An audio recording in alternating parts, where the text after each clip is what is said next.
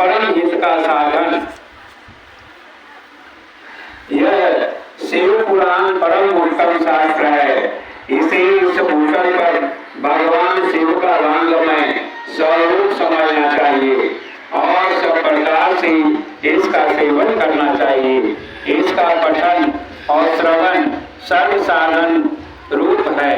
इससे शिव भक्ति प्रकार का श्रेष्ठतम स्थिति में पहुंचा हुआ है। मनुष्य शीघ्र ही शिव पद को प्राप्त कर लेता है। इसलिए संपूर्ण यत्न करके मनुष्यों ने इस पुराणों को पढ़ने की इच्छा की है अथवा इसके अध्ययन को अभिष्ट साधन माना है। इसी तरह इसका प्रेम पूर्वक श्रवण भी संपूर्ण मनोवांछित फलों को देने वाला है।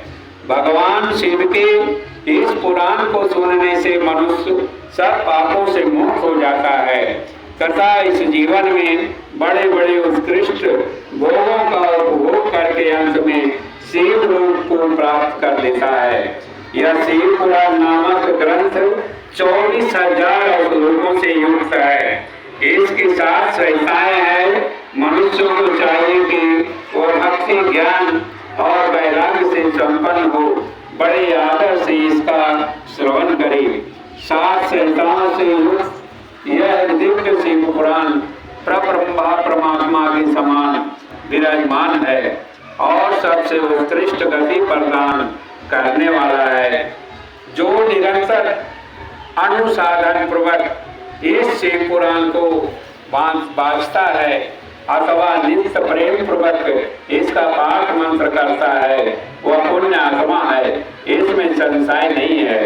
जो उत्तम बुद्धि वाला पुरुष अंत काल में भक्ति पूर्वक इस पुराण को सुनता है उस पर अत्यंत प्रसन्न हुए भगवान महेश्वर उसे अपना पद धाम प्रदान करते हैं। जो प्रतिदिन आदर पूर्वक इस शिव पुराण का पूजन करता है वह इस संसार में संपूर्ण भोगों को भोग कर अंत में भगवान शिव के पद को प्राप्त कर लेता है। जो प्रतिदिन आलस्य रहित और रेशमी वस्त्र आदि के वेष्टन से इसे शिव पुराण का सत्कार करता है वह सदा सुखी होता है।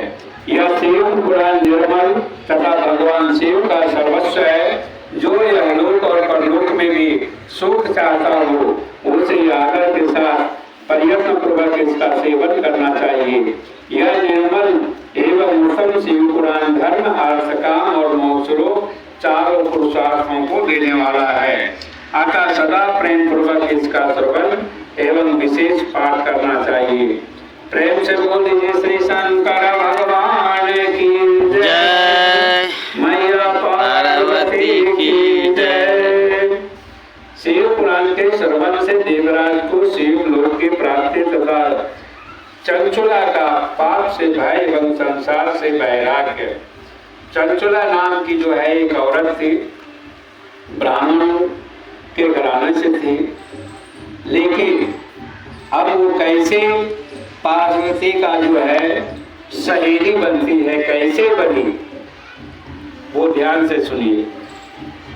श्री शौनक जी ने कहा महाराज सुखदेव दूसरा कोई नहीं है, यह बात हमने आज आप धन्य है, परमार्थ तत्व के ज्ञाता है, आपने कृपा करके हम लोगों को यह बड़ी अद्भुत एवं दिव्य कथा सुनाई है। भूतल पर इस कथा के समान कल्याण का सर्वश्रेष्ठ साधन है। आपकी कृपा से निश्चय पूर्वक समझ ली है। सूर्य जी कलयुग में इस कथा के द्वारा कौन कौन से पाप शुरू होते हैं उन्हें कृपा पूर्वक बताइए और इस जगत को कृतार्थ कीजिए। सूर्य जी बोले मुने, जो मनुष्य पापी दुराचारी खर तथा काम क्रोध आदि में श्रवण पठन से अवश्य शुद्ध हो जाते हैं, इसी विषय में जानकर मुनि इस प्राचीन इतिहास का उदाहरण दिया करते हैं। जिसके श्रवण मात्र से पापों का पूर्णतया नाश हो जाता है। पहले की बात है, कई किरातकों के नगर में एक ब्राह्मण रहता था जो ज्ञान